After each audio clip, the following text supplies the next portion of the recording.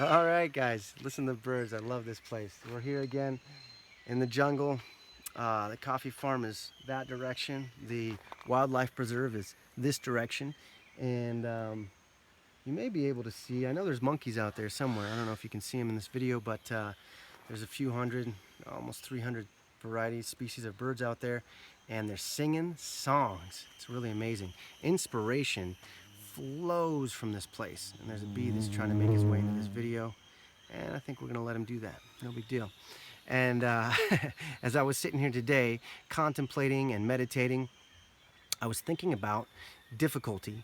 And is difficulty a reason for failure, or is it a reason for success? And it really depends on who you ask. Now, if you ask the vast majority of people, why is it that you haven't made it to where you want to be, or that you haven't achieved the success that you were always seeking after, or however you phrase the question, something like that, then they would have this list for you of a lot of excuses, a lot of justifications and rationalizations, and ultimately because it was too hard. It was because of difficulty. And yet, if you ask on the other side of that, the people that have overwhelming success and they've achieved a high level of greatness, you ask them about difficulty and they have a totally different story to tell you. And difficulty, in their case, is simply a catalyst to grow and strengthen and become strong and learn how to do things better. It's an opportunity for learning. It's an opportunity for growth. And so the difference being that failure is a learned behavior. Failure is not something we come by naturally. When we're kids and we see the swing set over there or the climbing gym or whatever we see, and we want to go do that thing, we go try it, and if we fall off, we don't consider that a failure. We consider that an opportunity to get up, learn how to dust ourselves off, and jump back up there and do it again, right? It is only after whatever the neurosis of society does to our minds after a while, and we condition ourselves to believe that that things are too difficult and we couldn't possibly make it, and this fraudulent concept that we have to kind of downplay everything and say to ourselves, oh, I'm just going to try this thing, but it probably won't work out. And so that we won't somehow be disappointed when it doesn't work out. It's really a fraud. If you go into life thinking things that won't work out for you and you're just going to give it a quick little try, then almost guaranteed that they won't work out for you. You've got to determine in yourself that it will work no matter what. Because if you're curious, then you're just going to kind of meander through life, testing this thing, trying that thing. But if you're committed, like John Ashraf says, if you're committed, then you will do whatever it takes. Whatever it takes. And so I was sitting here thinking about this, and I thought about like basketball, let's just say, for instance. And many of us have seen a basketball game, most in fact, and they sing the national anthem first, and then they blow the whistle, and then two chaps, they jump up in the air as high as they can. They bat for the ball. And have you ever seen the chap that didn't win the tip-off fold his arms and go pouting and whining and go back to the bench and say, oh, it's over, coach, I'm done. Where's the locker room? I'm out of here. Of course not. Because people know that going into a basketball game, that you have dozens and hundreds and even thousands of opportunities to do what you came there to do, which is sink a basketball in the hoop. And have you ever seen a chap that goes out and on his first attempt, he goes, he's got the form right and everything right, but the ball doesn't go in. And he goes, oh man, I can't, I failed. I could never make it anymore. It's all over. My first shot is done, and now we're out of here. Coach, where's the bus? I'm gonna go get on the bus. We need to go home.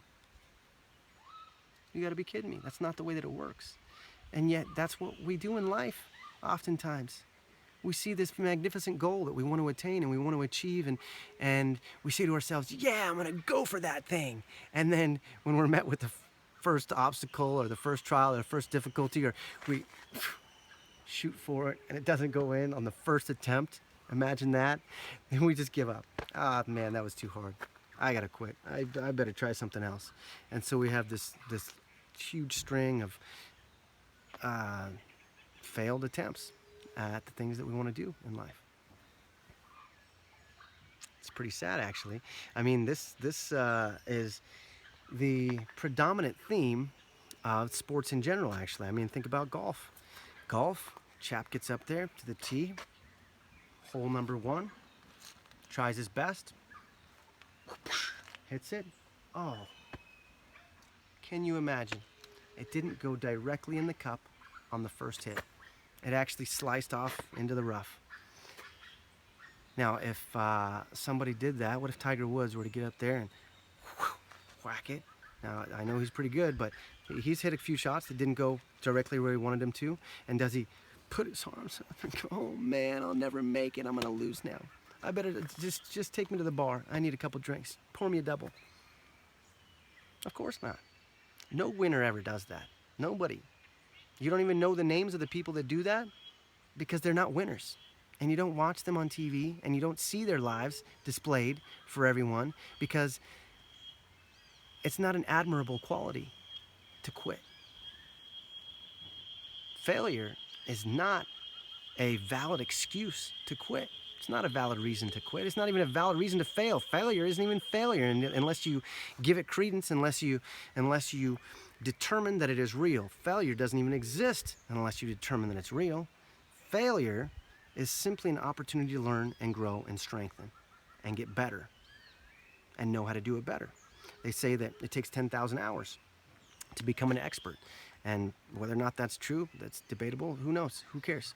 But I suggest to you that you give yourself an allotment of, say, if you have something that you really want to do, that really strikes you in the heart, that's the adventure of your lifetime, that you give yourself 10,000 opportunities to try it out and do it before you become dejected and quit and sullen and go home. Because what you're going to find is that on the 50th attempt or the 170th attempt or the 400th attempt or the 7,000th attempt, what you're going to find is that you learned how to do it right and you're doing it now. And then you have achieved your goal. You've achieved success and you're living your dreams and you're living an adventure. And so, I mean, think about let's say baseball even. Baseball, chap gets up there to hit the ball, right? He's sitting there. Whiff! Yeah! And he can throw his hands up in the air like he's the hugest success. Why? Because in baseball, if you fail between 70 and 80% of the time, they call you a smashing success. Pun definitely intended on that one. But yeah, if you fail 70 to 80% of the time, they will beat down your door and they will all clamor to fight each other to see who can pay you the most millions of dollars. If you only succeed 20 to 30% of the time, that's what they do in baseball. And in life, we see one or two failures, we see one or two attempts that didn't go our way, and we want to quit. We want to just chalk it up, throw in the towel, that's it, I'm done. Where's the locker room, coach? Shower up, go home. You guys, you have greatness in you. You have greatness. Every single one of you has greatness inside of you. And all that it takes is some diligence, some planned action. Sit with a notepad and write out the things that you really, really, really want to do with your life, and then jot a couple notes about how to implement that. You're going to find that inspiration just flows to you like you can't even stop it from happening. Once you make the concerted effort to change your life, it changes. Jim Rohn always says, once you change, things will change for you. But if you don't change, then you can't expect somebody to do your push-ups for you. It's another Jim Rohn one. I like him a lot. He's cool. But anyhow, you guys, I know you can do it. And you know you can do it. You know you can do it. So all there is left to do is to do it then. That's it. If I know you can do it and you know you can do it, which is most important, then just go do it. And then chat below, comment with me, tell me, what you plan to do. Put it out there. Make it public, make it known, and by doing that, you will effectively have taken the first humongous step into your dreams. If you make it known, make known right down here what it is you want to step into and do today. Don't wait. And if it takes a few days for you to structure it, then this week, tell me what you're going to do this week, or at very least this month.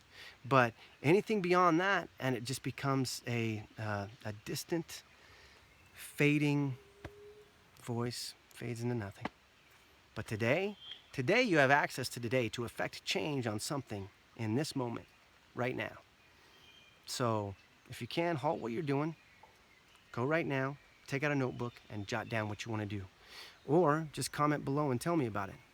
And we'll make it happen. We'll chat back and forth and rap about how we can implement those strategies for you. And even if one of them is to get down here and visit the jungle, let me know about that. I'm into it. I'll give you the tour myself. All right? Thanks, guys. Have a good day. Talk to you soon.